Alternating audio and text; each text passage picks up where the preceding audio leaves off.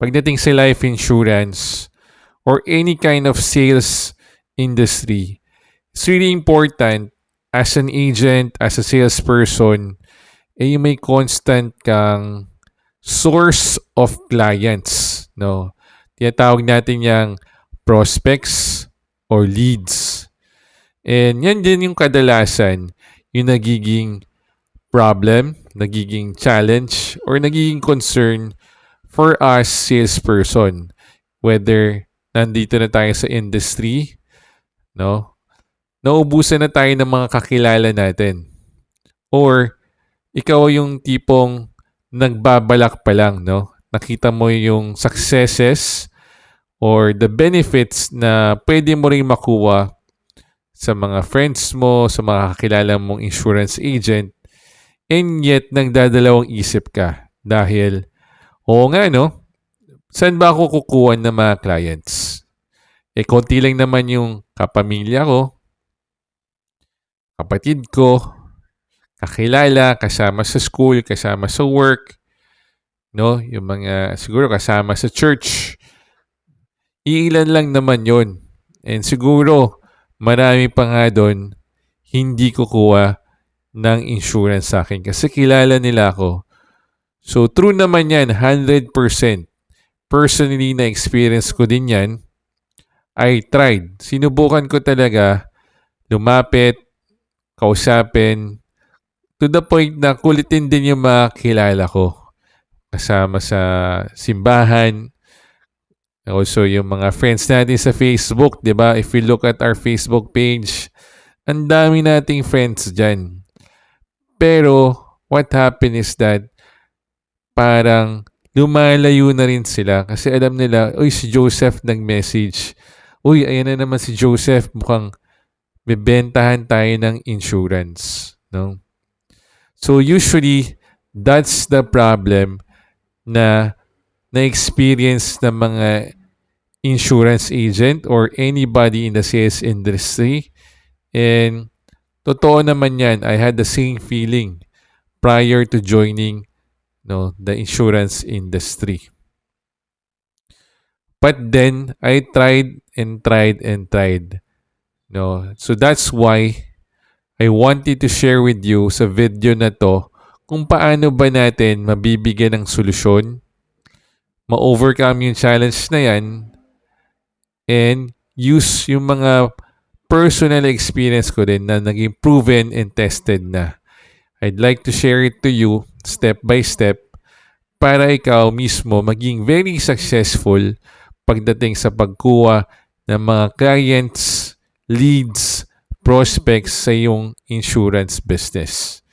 Or kung gusto mo talaga maging part ng life insurance industry and nagtatakot ka, nag-iisip ka, nagdadalawang isip ka, paano nga ba? Baka this video will be helpful to you na mabawasan yung takot mo and eventually apply these learnings and also receive the same results or even better, mas marami ka pang results na makuha sa akin.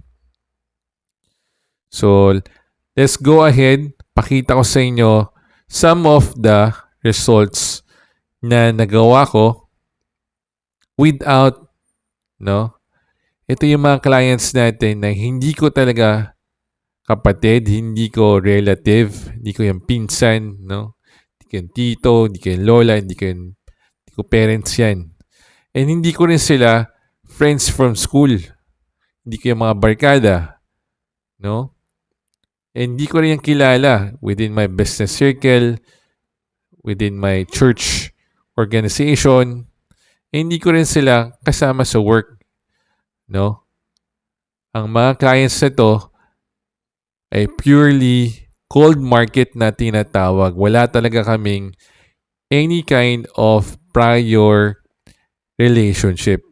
So talagang nagpakilala tayo, nakilala natin siya at some point. And then, yun lang yung naging point of interaction and that turned into a business relationship here in life insurance. So kung gusto mo rin mangyari yan sa'yo, para nga naman hindi ka na naghahabol ng mga kliyente, di ka na nangungulit ng mga kilala mo at di ka na rin nilalayuan ng mga friends mo, here is step number 1. No? Of course, we have to be resourceful nowadays. Ang dami ng mga resources available online. Tulad na lang tong video na ginagawa ko sa inyo. Napapanood nyo ko, hindi tayo magkilala at hindi rin tayo magkasama sa isang lugar. Nandito ko, online tayo. And this one way for us to have an interaction. Isa rin tong way para makilala tayo ng ibang tao at malaman kung ano ba yung expertise ni Joseph, ano ba yung services ni Joseph, at ano yung pwede nating maging business transaction sa una or maging future business relationship. So, ang tip number 1 or step number 1 is be resourceful. Humanap ka ng mga bagay na pwede mong pakinabangan, i-maximize tulad na lang ng Facebook video, Facebook posts, no? TikTok. Kung may TikTok account ka, you start posting videos also. You can do videos there. You can do photos. Also, you can also go live sa TikTok. So, marami ngayon online seller, no, TikTok live. Sobrang lakas ng online live selling, guys. Ang tindi. Especially if you have a product. So, if hindi mo pa ito ginagawa, I highly suggest you start right away. Open ka na account mo, your personal Facebook page, Facebook profile, Facebook page mo, start it right away. And also, yung TikTok or other platforms. Pwede rin yung Instagram and marami rin sa LinkedIn. So, that's step number 1, be resourceful. And maximize your online platforms na marami namang libre. And pangalawa is, ito medyo traditional. So, kanina digital tayo, di ba? So, we use social media. And pangalawa, punta naman tayo sa offline. And this really works a lot. Matindi yung nagawa nito, especially for those who has been in the industry for a long time. Gano'n na katagal. Siyempre, sabihin natin, Joseph, first time ko nga . Or Joseph, wala talaga introvert talaga ako, no? Or wala akong masyadong kilala. At wala pa akong kliyente. So, wag muna natin yan i-focus doon. Pero pag-usapan muna, if ever, humanap ka muna ng partner or tinatawag natin center of influence. Ito yung person na tutulong sa'yo to meet people. Siya yung magre-refer na magre-refer. No, bakit? Dahil trusted ka niya. Unang-una, kliyente mo na siya. Pangalawa, siguro, ibang klase yung matindi talaga yung relationship nyo sa isa't isa. Alam niya kung paano ako magtrabaho. Alam niya na you're a trusted person, trustworthy person na if ever, no, he or she can vouch for you at hindi sila mapapahiya if they introduce somebody, endorse somebody. So, maximize mo yun. Tingnan mo sa mga people na kilala mo, una-una, sino nga ba yung pwede mag-refer sa akin? No? Pakilala mo lang, introduce yourself na this is the company I represent, this is the services that I can provide, and within this partnership, no, this is what the benefit I can give you. Meron tayong, siguro, bahala ka na. And other than that, no, yun yung, so kanina, number 1, number 2, referral. Number 3, tuloy natin, no? Since nasa offline tayo. I discovered this when I entered the industry. Before, wala akong idea about this. And this is very, very effective also. As for orphan clients. Ang meaning ng orphan clients, for those na first time pa lang marinig ito, this is within the industry, yung mga for some reason, the advisor, the agent of that client ay hindi na active, no? Baka nag-leave, baka nag-resign, baka nag-transfer, or for whatsoever reason, yung kliyente, ibig sabihin may policy na siya, nawalan siya ng advisor to service. Wala yung advisor or agent to remind them about their premium payments, to do policy reviews on an annual basis, or to assist them if may mga inquiries or mga benefit payouts or may mga claims. So this is really a good opportunity for you. Ask your company, ask your manager, and dun pa lang within that number of orphan clients, marami ka nang mako-convert into your client also. Siyempre, hindi siya instant, no? Kasi meron na silang policy right away.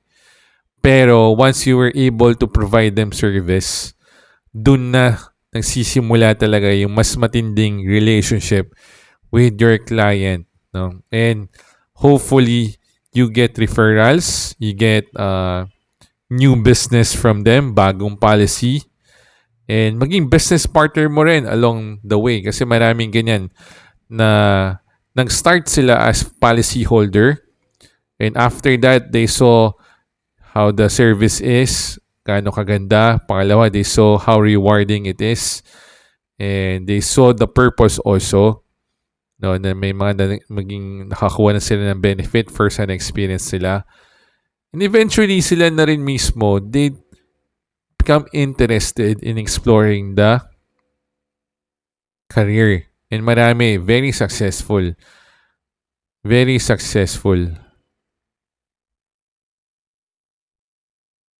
Yung nanggaling sa orphan client or client na sila mismo, turn agent. Kasi they have their own very personal story. Siguro naging beneficiary na sila from death benefit claim, or naging also sila mismo yung nakapag claim ng critical illness plan. So, ang daming ganon. Very personal yung naging story, and mas lumalakas yung selling point nila.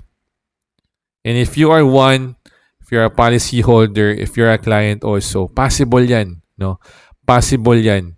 Pwede kang maging agent also.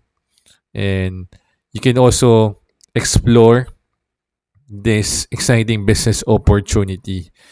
Kung sakali naman, if you want to learn more about it also, I'll be happy to guide you, give you more idea about it, kasi I'm also building my own team within the life insurance industry. So that's tip number 3. So number 1, be resourceful. Use all your social media available. Number 2, ask for a referral. Specifically, build or establish a COI na tinatawag. Number 3, look into the gold mine. Yan yung tinatawag na gold mine na orphan clients. So number 4. So exactly, paano ko ba ginawa ito? You know, I tried and tested different ways, and this has been very effective. Ito yung pinaka-effective sa akin. No, this is what has been working for me. And basically, no, I recorded a video similar like this, no, pero more focus on product selling. Meron akong gustong i-promote na product out there in the market sa Facebook. And that product, ang ganda nun, no? Ang ganda ng benefits when it comes to critical illness. Yun yung gusto ko makilala ako. No, it could be, pero for other agents, it could be yung insurance that comes with investment, yung insurance specific for income protection, yung insurance plan na specific for educational planning. So, kung ano yung mapili mo or kung ano yung tingin mo, yung papatok talaga sa market mo, sa target clients mo, do it, try mo, i-test mo yan. So, sa akin, what work is, meron akong video. That video, pinakita ko ano yung makukuha nilang benefits for the event na nagkaroon sila ng critical illness. And after they watch that video, maraming nag-like ng video, maraming nag-comment, maraming nag-message, maraming nag-inquire. So from there, marami akong potential na maging clients. No? Hindi ko sila kilala. We never met. Nakita lang nila yung video na to. Parang ikaw, you're just watching this video. And what happens after that? No?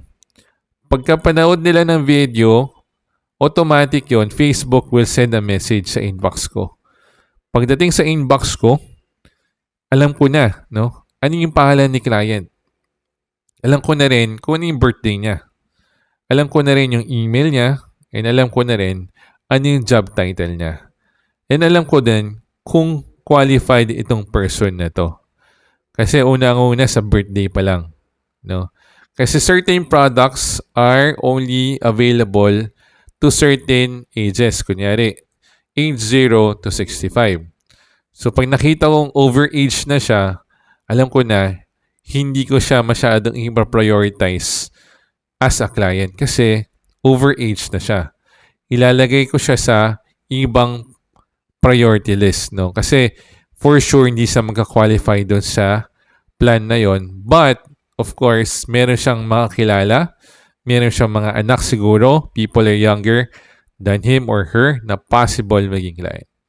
So after that, ano yung next step, no? Since I have the data, and nasa inbox ko na sila, we start the conversation. No? Ano po ba yung gusto nyong malaman about the product? No? Or kuminsan yan, nagtatanong na kagad, can you send me a quotation, a proposal? From there, nasa-set up ko na rin yung meetings namin. Automatic to. No? Once they see the video, once they submit their information, automatic, makikita rin nila yung calendar ko. No? For the next 5 days, Monday, Tuesday, Wednesday, Friday. So within that day, makikita nila kung ano yung mga available slots. 1 p.m., 2 p.m., 3 p.m., 4 p.m. Sila mismo ang pipili ng slot na gusto nila na available din sila at available din ako. Yan yung best part. I was able to manage my time better, my calendar better, instead of back and forth sa client na, Ma'am, anong oras ba tayo? Ma'am, anong day ba okay sa atin? Wala pa kaming ganung usapan. Alam niya na kung ano available ako at alam niya na rin kung anong available siya. So, it reduces yung work for both parties, no? Which is really optimizing or automating your business, no? So, automatic na yan. Pili na sila. Once napili nila, magbubook sila ng appointment and then magsisend ng email yan. No? And then, automatic na rin, ma-register yan sa email ko. Ma-register yan sa calendar ko. And, gagawa na ng automatic na Zoom link. Yan, para hindi na ako mag-send pa ulit ng email to my client or ng Viber message to my client. This is the Zoom link. Automatic na yan. Both sides. Meron akong link. Merong link si client. And then, i-remind ko na lang siya on the day or on the schedule namin magkita online. And that's what happened to me. Marami akong mga kliyente na ganyan. Siyempre, hindi naman lahat ng mga mapapanood yung video mo, mag-i-inquire, or nagiging interested will become your client. Ika-qualify pa rin natin. And siguro, the best thing is you work with clients na talagang may need, clients na gusto talaga yung product mo dahil ito yung hinahanap nila. Hindi dahil mayroon lang tayong gustong promote na product and pinush natin yan. Parang pinilit natin, Sir, Ma'am, ito yung perfect product for you. Hindi. No, the best thing is you actually get to know your client's needs. Ano ba yung goal niya? Ano ba yung budget niya? Ano ba talaga yung hinahanap niya mga coverages? And ano ba talaga yung condition niya financially? Condition niya health-wise kung may mga kailangan i-declare. I-declare natin yan. And that's why it really worked for me kasi nabawasan yung work around, yung workload sa paghahabol ng mga kliyente. Now, it's very smooth, it's flowing. And if kung gusto mo to for your business, no, as a insurance agent right now, or somebody na looking into this kind of career na before ka pa mag-join or as you start, meron ka ng gantong working system, I'll be happy to teach you, to share more about it in detail.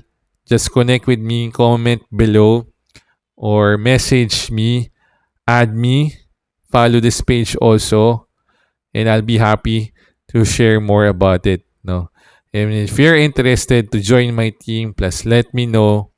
Just comment below na I want to join my team, Joseph.